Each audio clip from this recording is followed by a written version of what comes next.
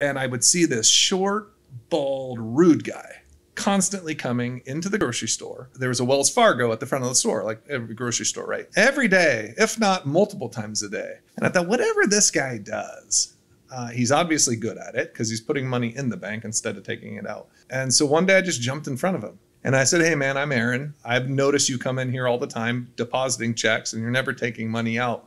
What do you do for a living? And he said, I sell real estate at Century 21, 2 doors down. And I had never heard of real estate, don't know anything about it, had no clue. Do you make a good living? And he goes, yeah, I do. I said, when can I talk to you about it? Come in next week, sit down and we'll talk about it. So I went home and borrowed my dad's suit. I put on his suit. I went in there. We're in the conference room and he walks in and he says, so why do you want to meet?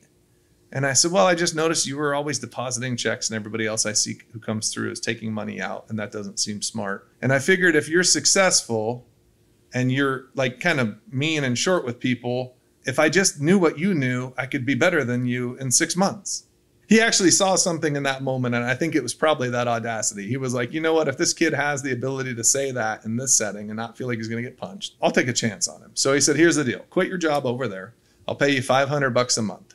You come in and work for me. I'll teach you everything I know.